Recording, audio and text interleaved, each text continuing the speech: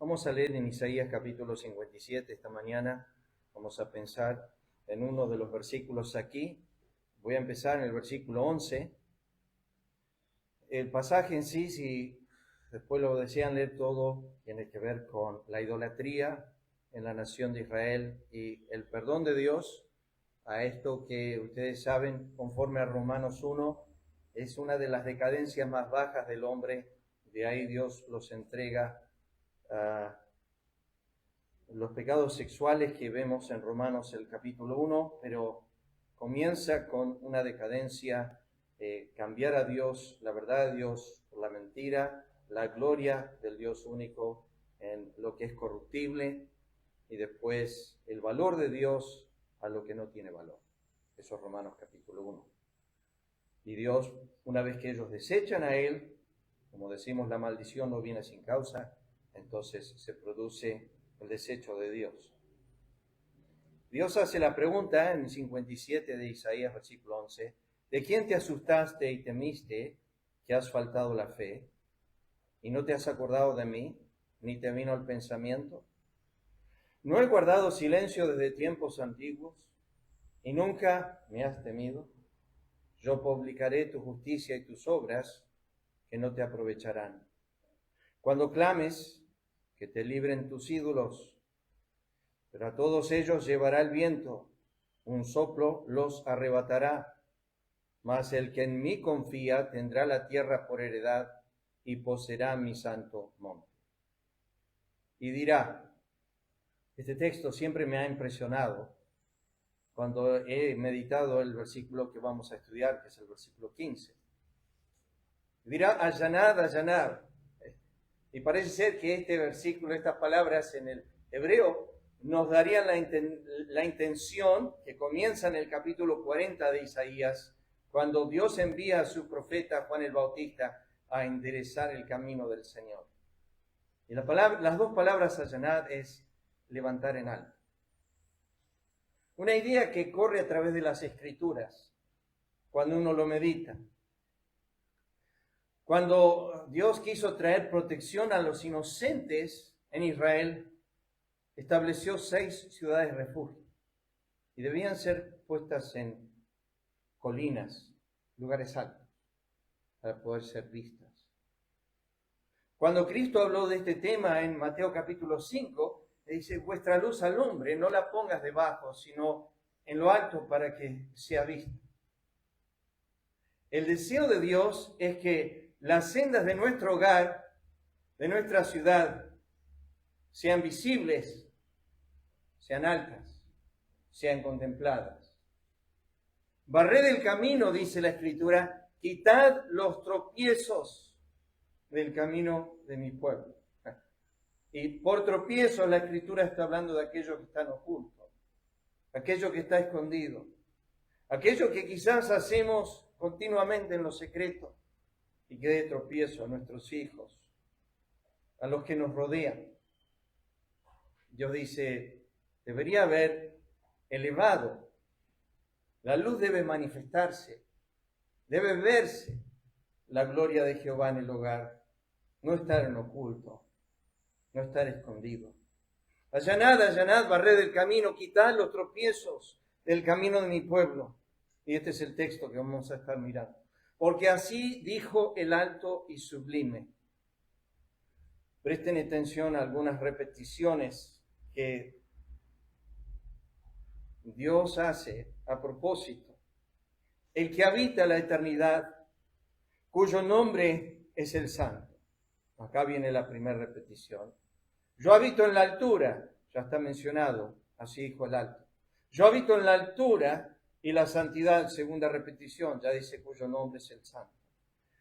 Y con el quebrantado y humilde de espíritu, para hacer vivir el espíritu de los humildes y para vivificar el corazón de los quebrantados. Versículo que siempre me ha fascinado. Porque no contenderé para siempre, ni para siempre me enojaré. ¿Tiene motivo Dios de estar siempre enojado? Sí. ¿Tiene motivo Dios de contender siempre? Sí. Cuando introducimos a Génesis capítulo 6, Dice, mi espíritu no para siempre contendrá con el hombre. David dijo lo mismo en el Salmo 103. Y el motivo por el cual Dios dice no para siempre. Por este motivo, por nuestra naturaleza, por nuestra fragilidad, por nuestra debilidad, pues decaería ante mí el espíritu y las almas que yo he creado. Si yo contiendo siempre con el hombre por su pecado y me enojo con el hombre continuamente por su pecado, tendría que hacerlo día y noche por los siglos de los siglos sin cesar. Y haciendo esto, decaería ante mí el espíritu de ellos y dejarían de ser. Entonces, pensando en que son frágiles y que son carne, yo no puedo continuamente contender y enojarme con ellos. Y ahora da la causa, versículo 17. Por la iniquidad de su codicia me enojé y le herí. Escondí mi rostro y me indigné. Y él, después de que Dios haya disciplinado a Israel, él siguió rebelde por el camino de su corazón. Entonces Dios dice, basta, ya está. Lo voy a destruir todo. He visto sus caminos, pero acá interviene gracia. Pero lo sanaré y le pastorearé y le daré consuelo a él y a sus enlutados. Produciré fruto de labios, paz, paz al que está lejos y al cercano, dijo Jehová, y lo sanaré. O sea, Dios interviene en la falta de arrepentimiento. Por eso le pedí a Lucas esta mañana leernos el Salmo 51. Porque el Salmo 51 es una intervención divina en la vida de David. Él seguía escondiendo su pecado. Había cometido adulterio con Betsabé, había matado a Urías. Y sin embargo, él seguía escondiendo su iniquidad hasta que Dios tuvo que mandar un hombre llamado Natán a contarle una historia que llegaba al corazón de David porque él era pastor de ovejas. Y le habló acerca de un hombre que tenía una sola y otro que tenía muchas. Y ustedes conocen la historia. Pero esto no fue porque David estaba arrepentido, sino porque siguió rebelde, siguió endurecido, siguió en su iniquidad, tapando, ocultando, mintiendo, engañando.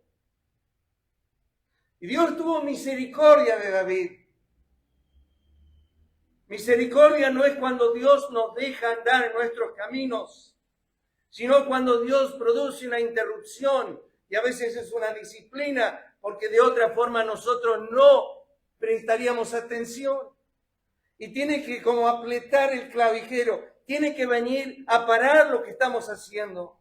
Y no es porque está airado, sino porque está mostrando una misericordia extrema. Debería seguir el siguiente paso, que es destruirnos por nuestra rebelión, por nuestra insensatez, por seguir endurecido en nuestro pecado. Pero no lo hace. No lo hace. Decide que si yo no corto, Él va a cortar. Que si yo voy a seguir mi pecado, Él me va a frenar. Porque sabe que el camino es destructivo y yo no sé cuán destructivo es.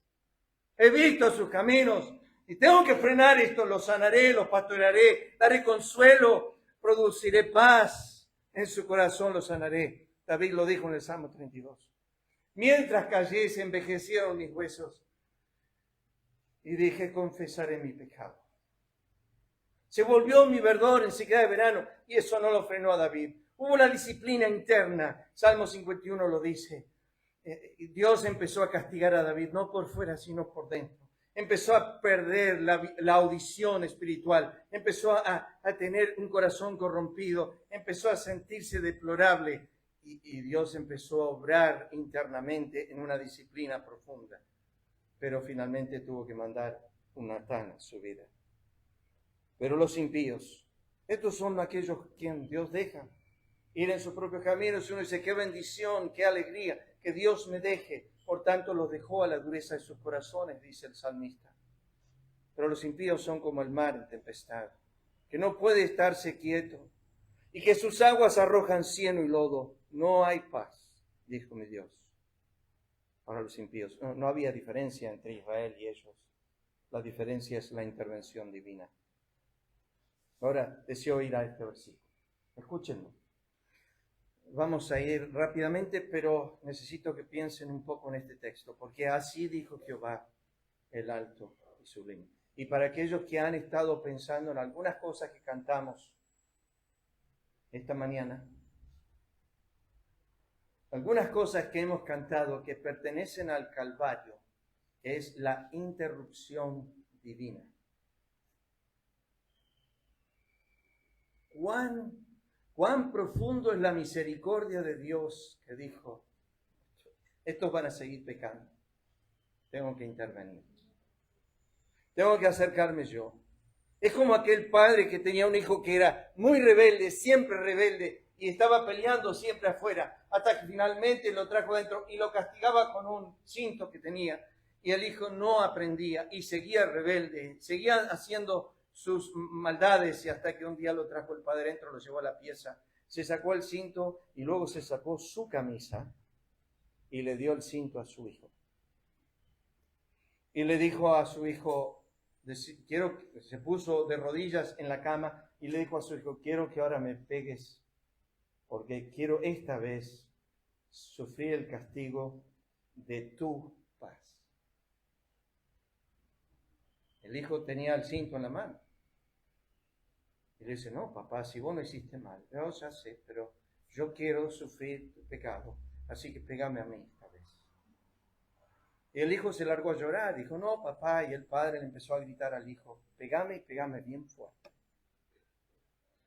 Y el hijo tiró el primer cintazo sobre la espalda del padre y vio la marca que dejó.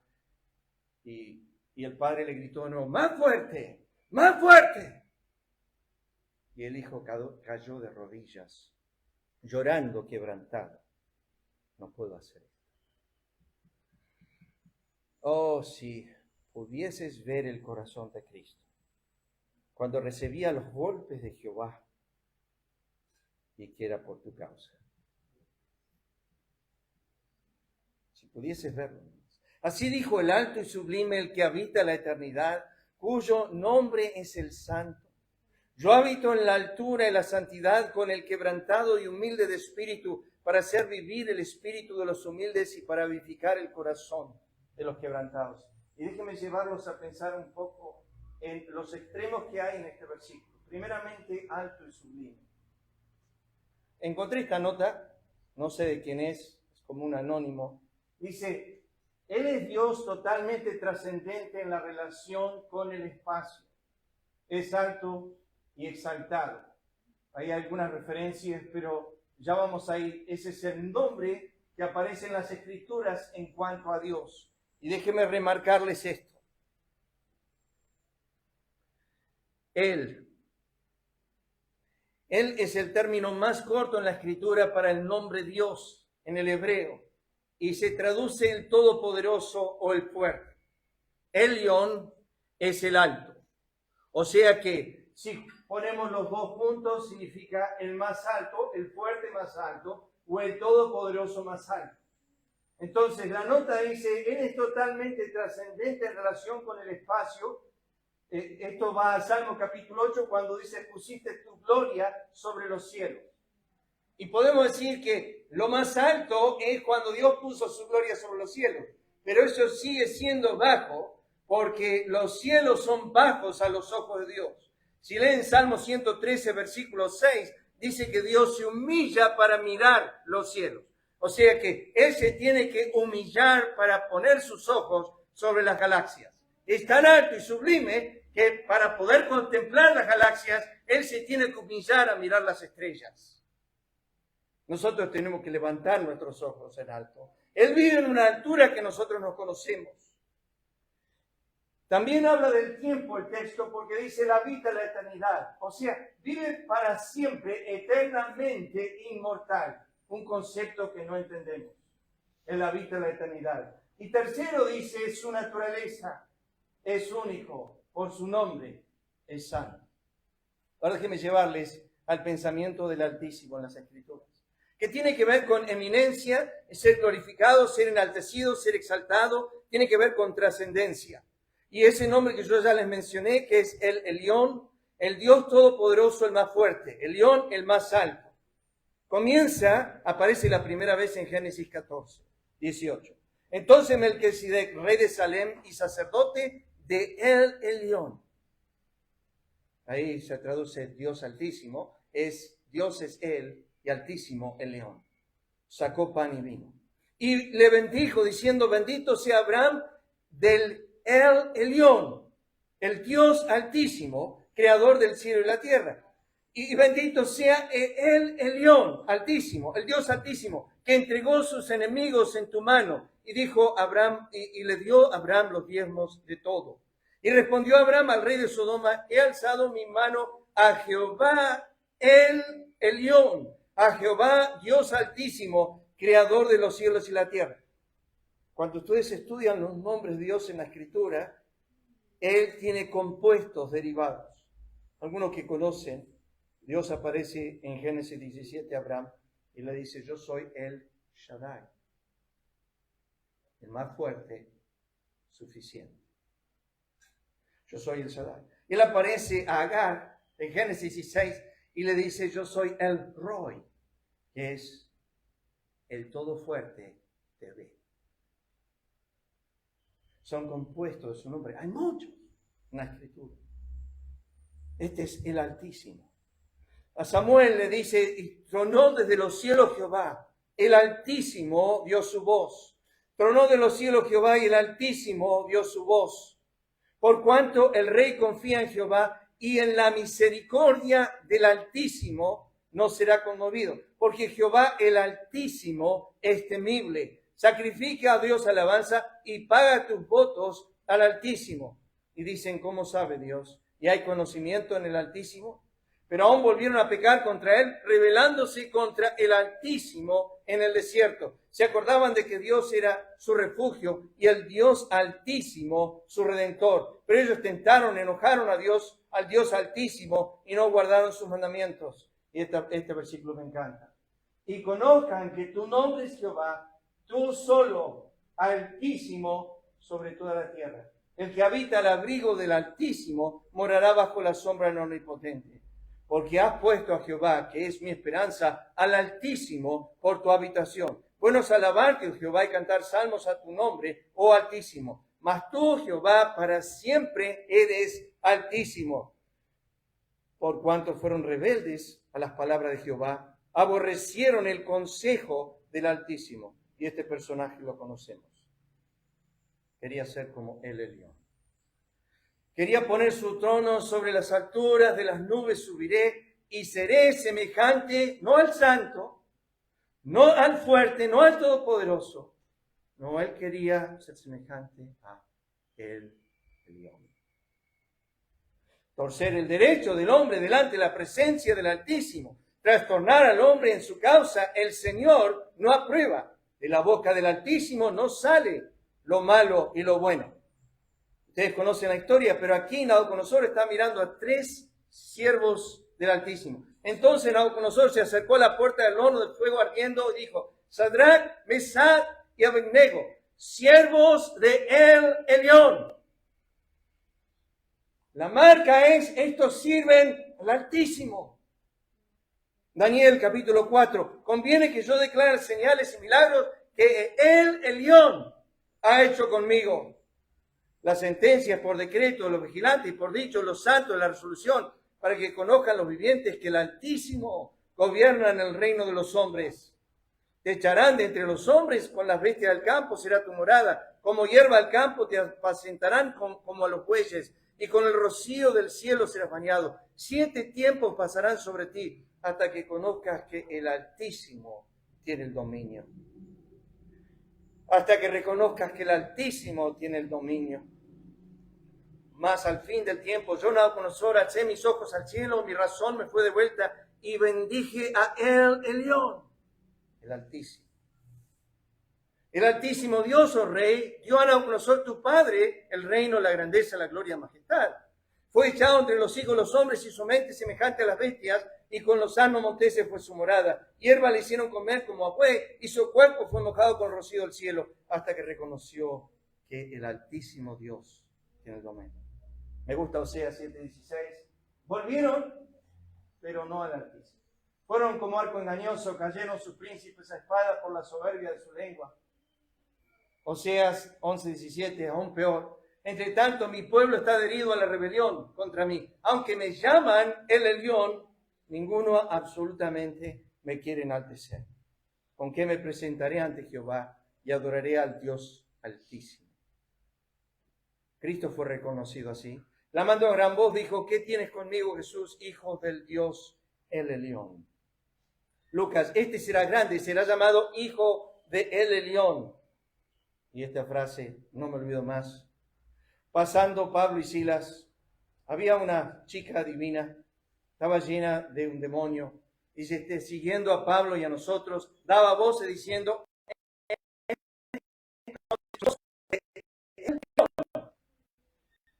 ¿eres reconocido a quien sirves? Es tremendo cuando uno lo piensa. Los hombres sirven las cosas terrenales, mientras que los hijos de Dios son siervos del Altísimo. Pero la siguiente frase es alto y sublime. Y sublime tiene que ver con elevar, exaltar, enaltecer, honrar, estimar. Esto es lo que dice Dios en Isaías 57. Así dice el alto y sublime. Alto por su altura y sublime porque es enaltecido por todas sus obras. Isaías tuvo la experiencia, dice: en el año que murió el rey Usías, vio al Señor sentado sobre un trono alto y sublime, exaltado. Y sus faldas llenaban el templo. La diestra de Jehová es sublime, es alta. La diestra de Jehová hace valentías.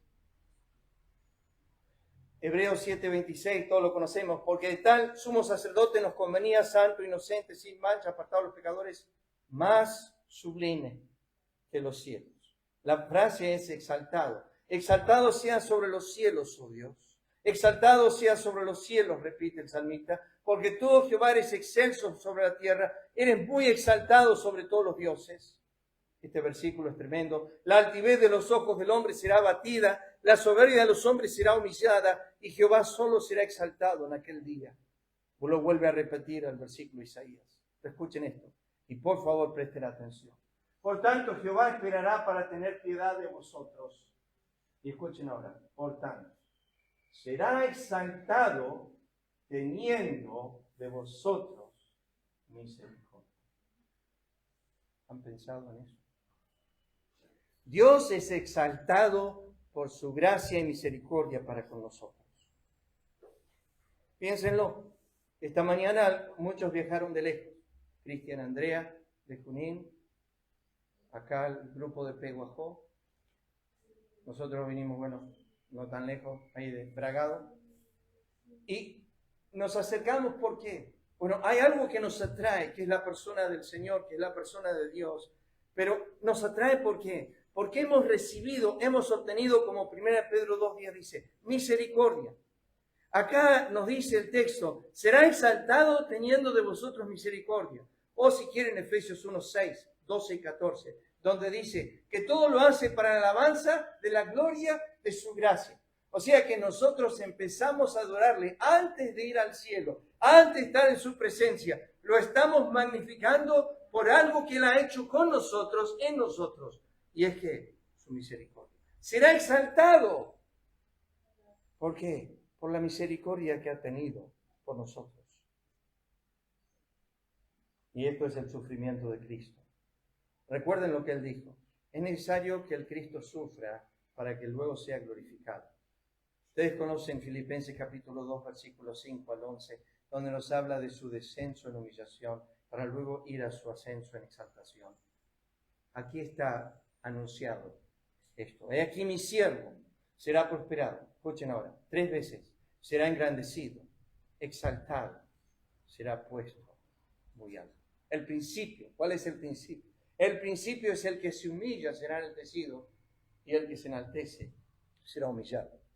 La siguiente frase es la que quiero que pensemos en el texto. El que habita la eternidad.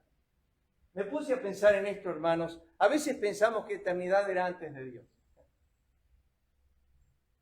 La pregunta que me hago es si había algo antes de Él.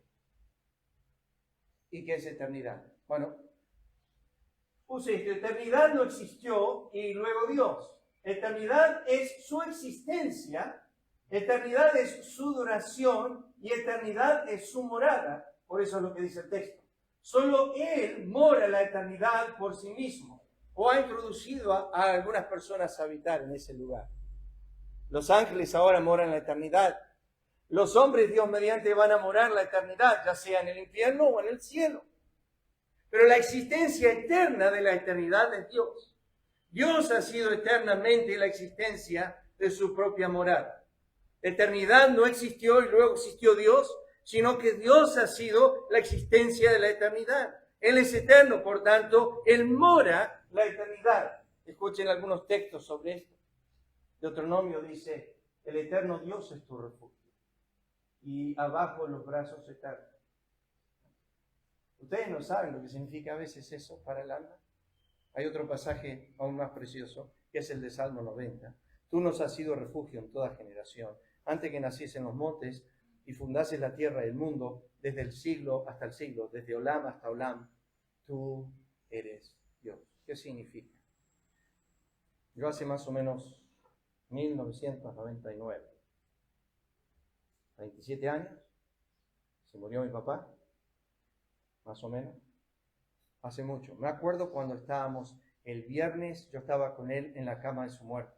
Él todavía estaba consciente, estaba todo amarillo, fue de casi 100 kilos a pesar 47, no la mejor manera de bajar peso, pero bueno, ¿qué pasó? Y él me dice a mí, pronto vas a estar conmigo en la eternidad. Y yo le decía, bueno, que tengo algo, pensar que me voy a morir ya. Han pasado 27 años.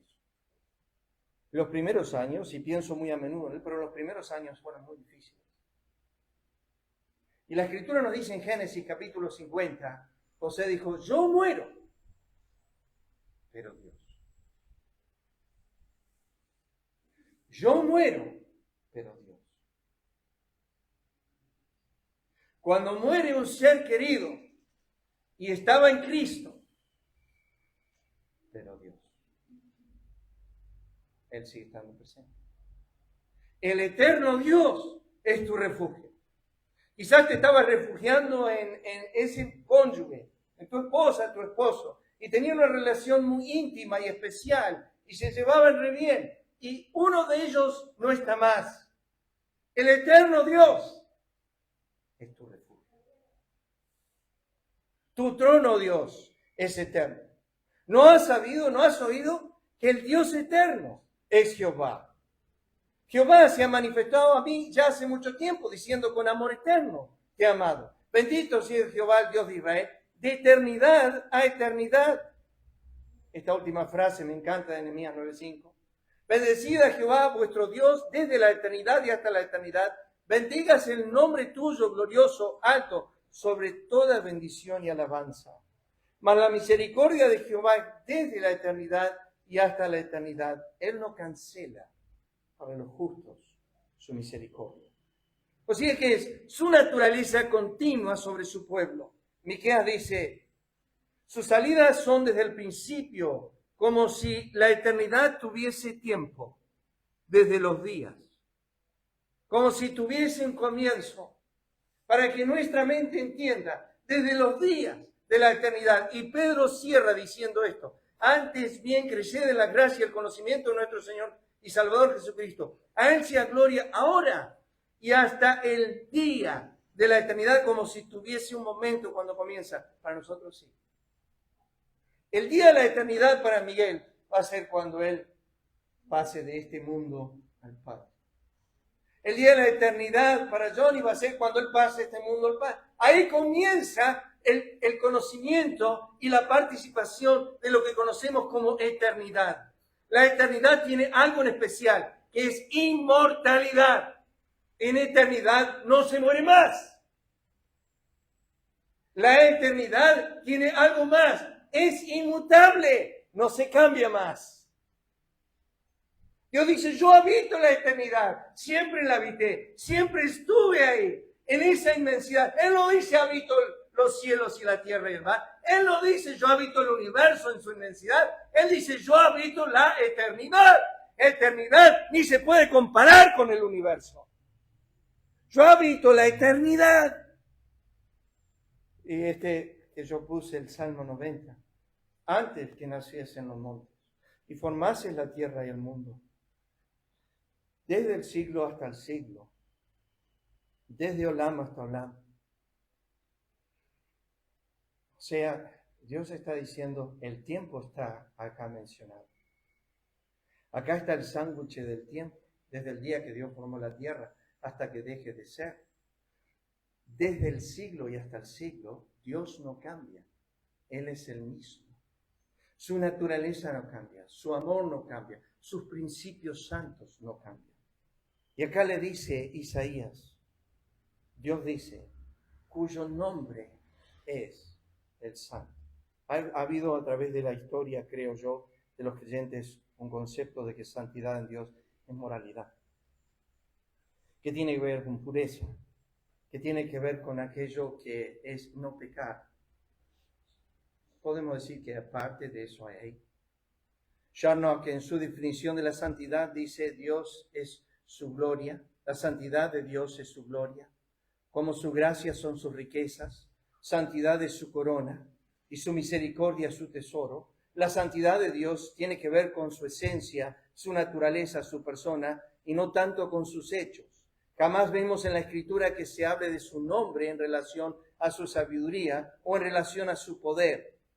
Su sabio nombre o su poderoso nombre, no hay referencia de eso, sino más bien en casi la mayoría de los casos es su santo nombre, tiene que ver con su naturaleza. Cristo citó esto en Juan 17 cuando dijo Padre Santo. En Mateo 6 dijo, santificado sea tu nombre. Salmo 71, el Santo de Israel. Lo vemos una y otra vez. Dios es santo. Charnock sigue diciendo, la santidad de Dios no debe ser concebida en nuestras mentes como un atributo más de Dios entre los otros, sino más bien el concepto de su perfección consumada, toda su gloria.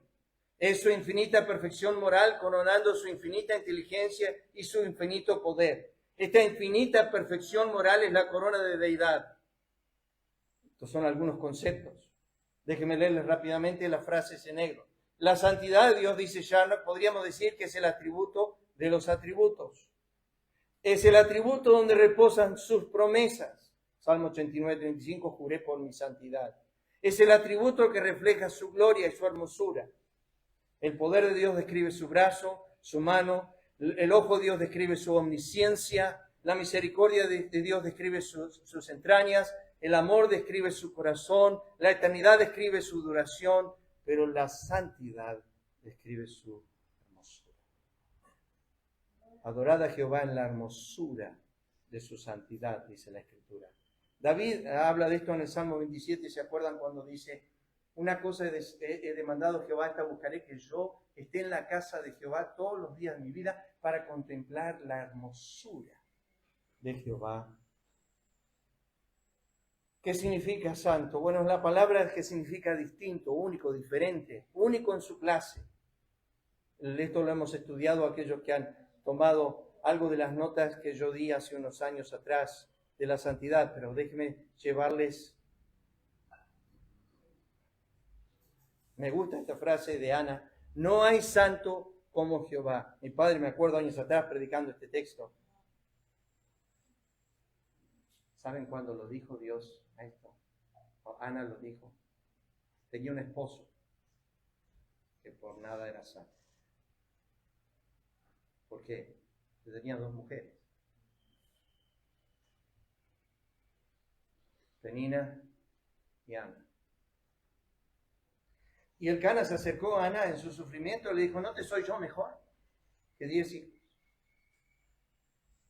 Y cuando ella se pone a alabar a Dios por el hijo que le había dado, ella nos dijo, gracias a Dios por Samuel. Gracias a Dios por este don que me has dado. No dijo eso Ana. Ella dijo, oh, no hay santo. No hay santo como Jehová.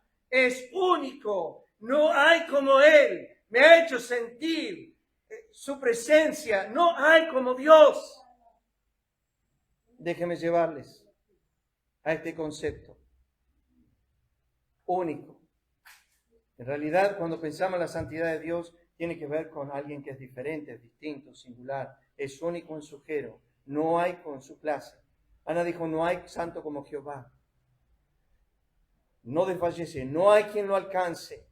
Fuera de mí no hay quien salve, no hay quien de mi mano libre.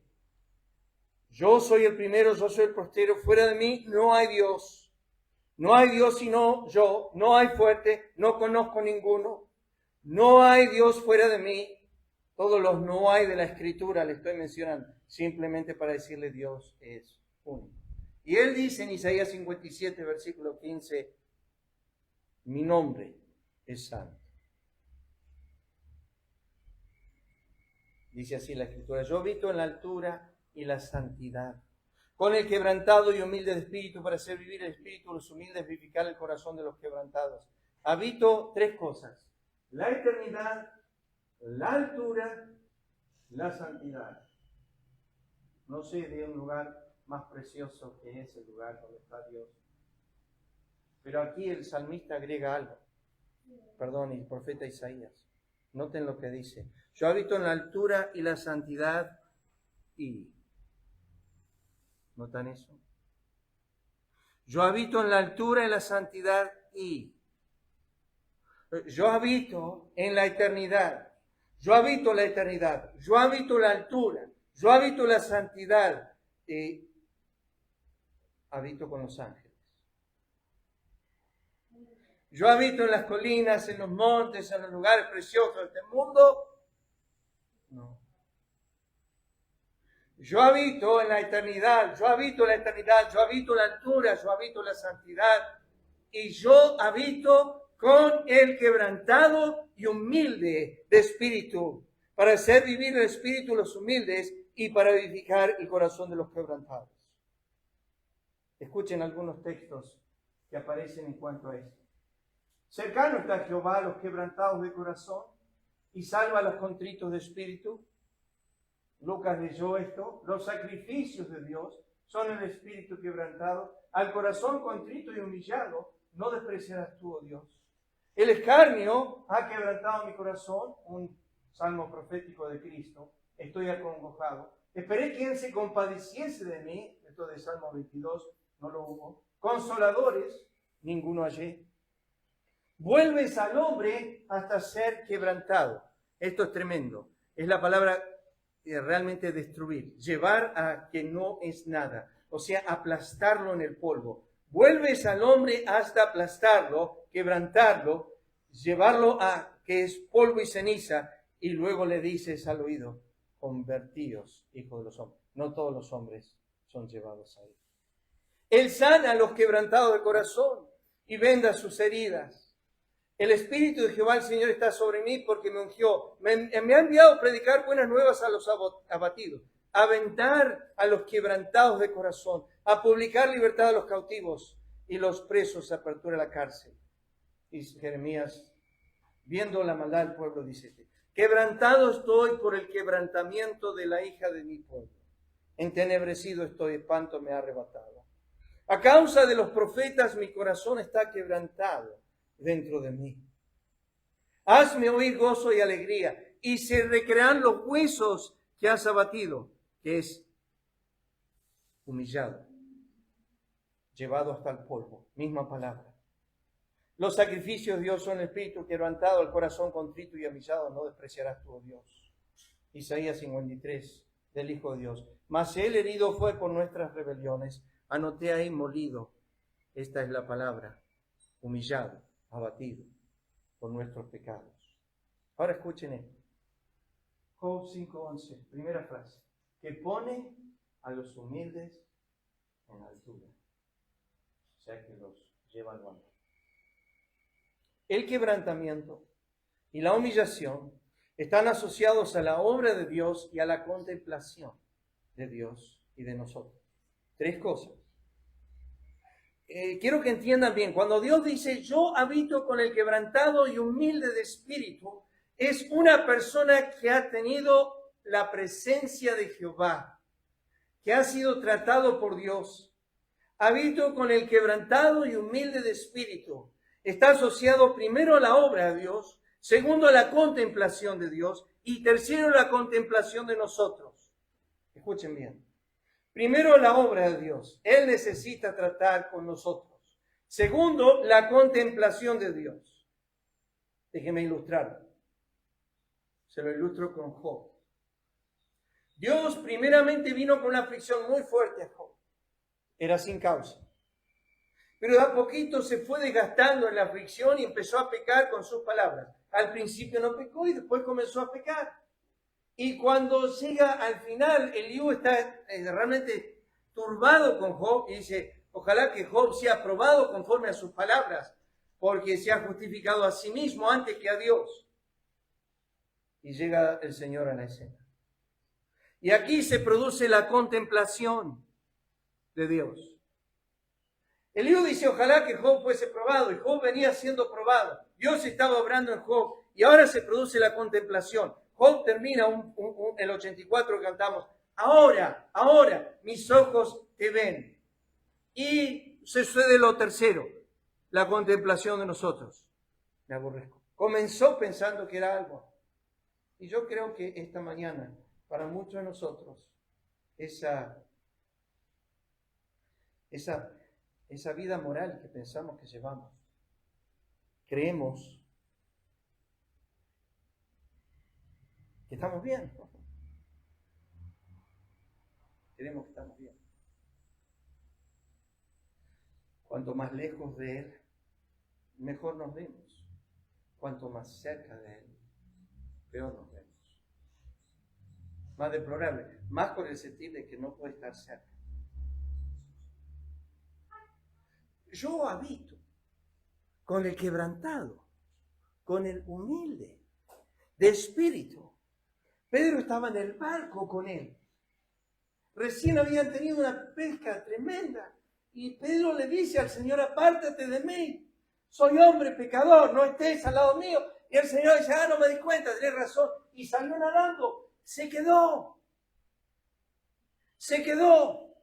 La cercanía de Cristo produjo la visión de Pedro de lo que él era.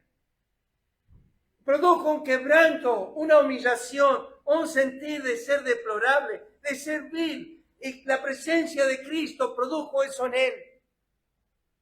Primero estuvo el obrar de Dios en toda la escena detrás de Pedro, pero la cercanía de Dios y la contemplación de Dios produjo la contemplación de sí mismo. Yo anoté esto, hermanos, para que meditemos y pensemos. Cuanto más bajo nos humillamos, más cerca está Él de nosotros. Cuanto más bajo nos humillamos, si nos ponemos en el polvo, parece ser que decimos, cuanto más lejos estoy de Él, más lejos estoy. Pero en realidad, cuanto más me humillo, más cerca Él está. Cuanto más me inclino en humillación, más cercano Él está. Yo habito con el quebrantado, con el humilde de espíritu. Esto no sé de dónde lo saqué esta semana. Dice, los cielos de los cielos no son demasiado grandes para su persona. Él lo llena todo. Ni tampoco el corazón de los hombres es demasiado pequeño para su morada. Salomón dijo, los cielos de los cielos no te pueden contener. ¿Cómo va a contenerte esta casa? Pero Dios dice, ¿sabes qué? Los cielos de los cielos no me contienen. Soy demasiado grande para ellos. Pero el corazón no es demasiado pequeño para mí. Yo hago mi morada en el que es quebrantado y humilde de espíritu. Tomás Watson lo dijo años atrás. Dios es como el agua, busca llenar siempre lo más bajo. A Él le gusta descender a las partes más bajas, lo más humilde. A Cristo lo vemos escondido por 30 años en una carpintería. Uno diría, tiene que manifestarse ya, pero estaba oculto en humildad.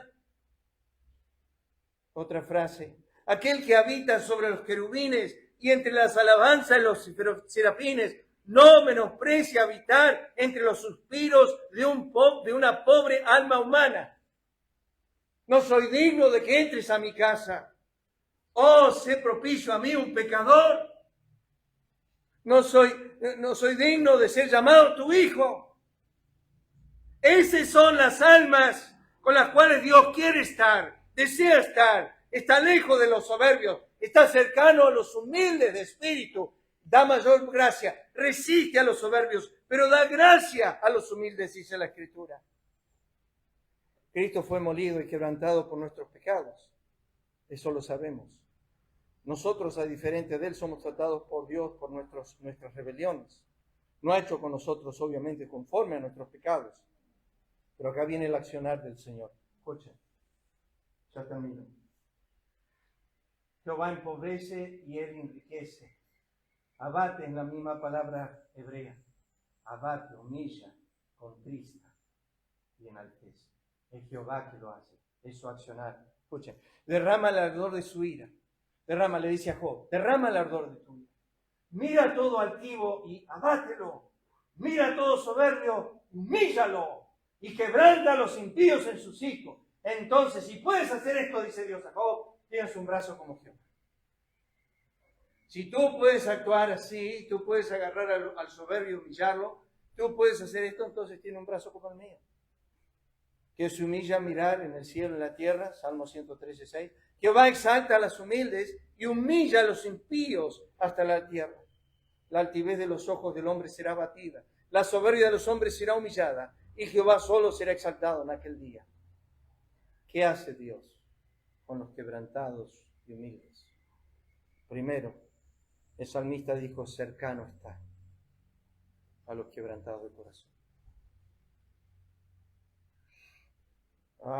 Él es alto y sublime y vive en la altura y la santidad. Y tú dices, es imposible llegar ahí. Pero Él es el que desciende. Él es el que visita. Él es el que se acerca. Él es el que desciende a nosotros. Cercano está Jehová a los quebrantados de corazón. ¿Y qué hace Dios con los quebrantados de corazón? Salva a los contritos de espíritu. Sigamos, escuchen, David. Los sacrificios de Dios son el espíritu quebrantado. Y yo no he visto una sola oración del Antiguo Testamento y del Nuevo Testamento de un corazón contrito y humillado que Dios no valore, no desprecie. Oh Dios. David dijo, Dios, aquí estoy, en tu presencia, pequé delante de tus ojos, me hiciste ver eso, contra ti solo he pecado, y ahora me siento tan deplorable que cuando escribí Salmo 18 dije, oh Jehová, roca mía, torre mía, mi castillo, mi libertador. Pero cuando escribí Salmo 51 dije, oh, ten piedad de mí, oh Dios. No me atrevo a llamarte torre mía, ni castillo mío, ni nada mío. Estoy lejos de ti, Señor. No siento que puedo acercarme a ti por causa de mi pecado. Y entiendo esto, que al corazón contrito, al corazón humillado, al que tú has expuesto a ver sus pecados, tú que eres el Santo de Israel, parece ser como que estarías re lejos, re distante, que solamente te congregas con los ángeles, que solamente estás con ellos. Pero no, mi Dios, en medio de su santidad, ama estar con pecadores. Ama acercarse a los contritos, a los humillados, a los que ven su condición, su plaga, y dicen, Señor, no soy digno de que estés en mi presencia.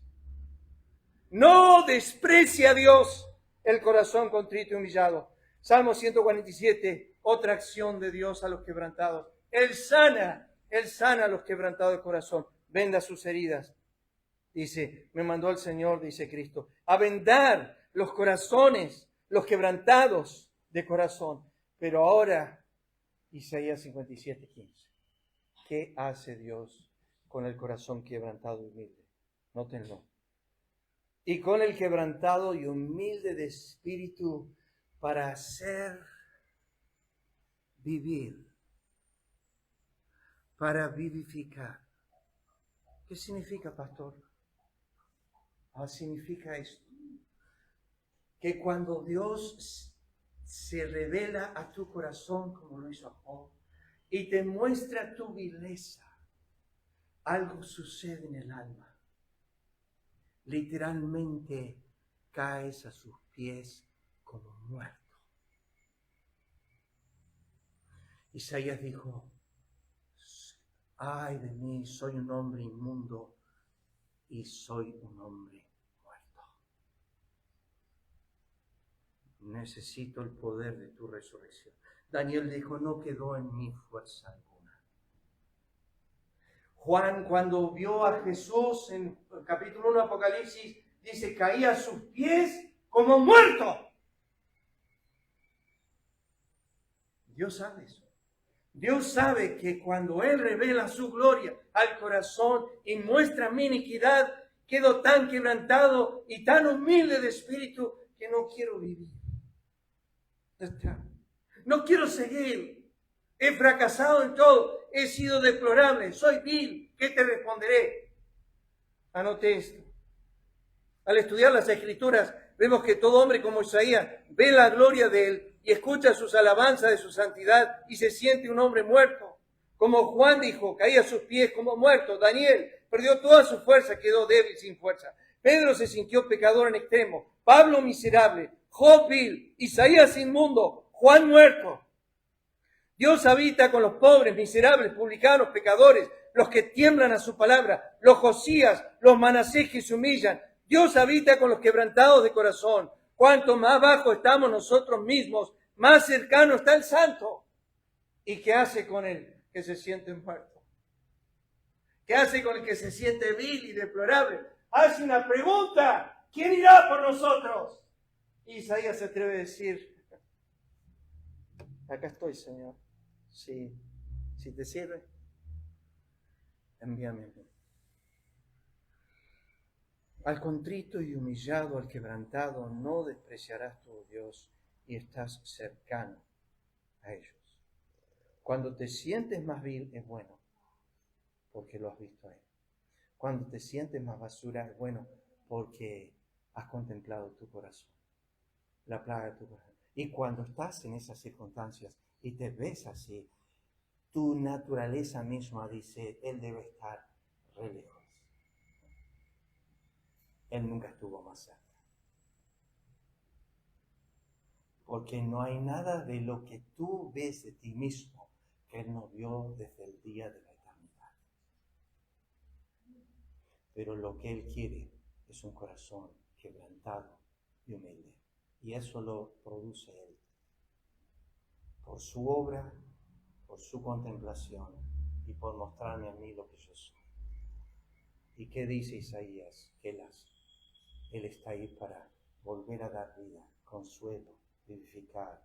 Los frutos que están siguientes al texto, Él trae paz, Él pastorea, Él guía. Es con los quebrantados y contritos de corazón. Para nosotros muchas veces, mi padre tenía un cartel en el estudio que muchas veces no lo entendía, pero empecé a entender. Decía, fracaso es la puerta trasera a la prosperidad. ¿Qué significa eso? Fracaso es la puerta trasera a la prosperidad. Yo fracaso y el Señor dice, ahora te puedo usar. Ahora sí te puedo usar. No olvides, Isaías, el santo, el que es alto y sublime, que habita la eternidad, el que habita en la altura, la santidad, habita en el lugar más bajo, con los que se arrastran el polvo, con los que se sienten viles, menospreciados, que no son. Eso deberías sentir en tu comunión con el Señor todos los días. Deberías sentir vil, inmundo, todos los días. Pero al mismo tiempo que te deberías sentir así, deberías sentir todos los días la infusión de paz, gozo, de su naturaleza para contigo. De saber que Él te puede decir al oído de ese corazón quebrantado humilde, con amor eterno, te amo. Voy a pedir a Lisa si puede tocar el 18. Y voy a pedir a Lucas si puede pasar a repartir los elementos. Perdón Lucas, no, perdón. No es uno mejor que el otro, perdón.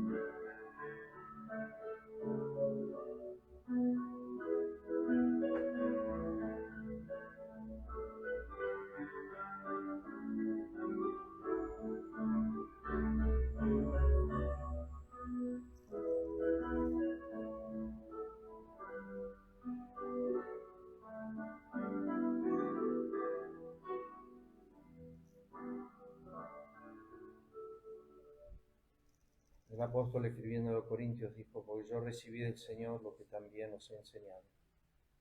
El Señor Jesús, la noche que fue entregado, tomó pan. Habiendo dado gracias, lo partió y dijo, tomad, comed.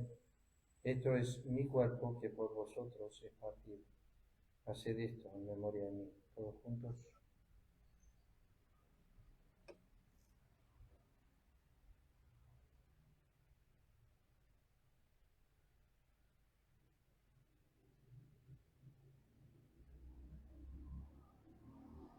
Asimismo tomó también la copa después de haber cenado, diciendo, esta copa es el nuevo pacto en mi sangre. Haced esto todas las veces que la bebieres en memoria de mí. Todos juntos.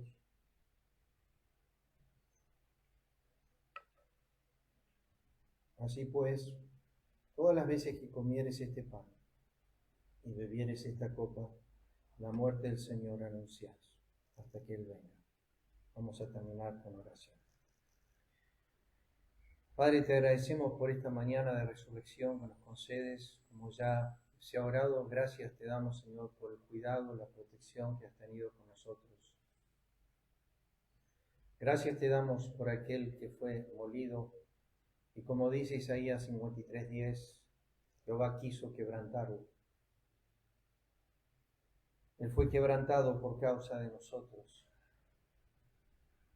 Gracias te damos por aquel que siendo justo, que siendo rico, que siendo Dios, que siendo el Creador,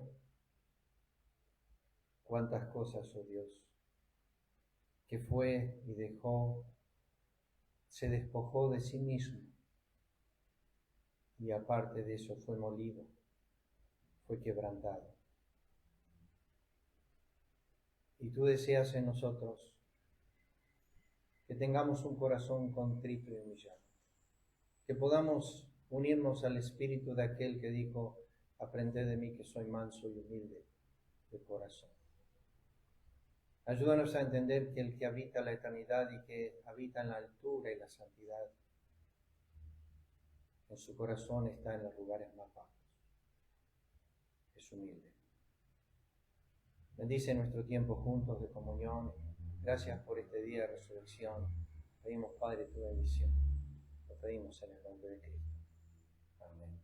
Que el Señor les bendiga.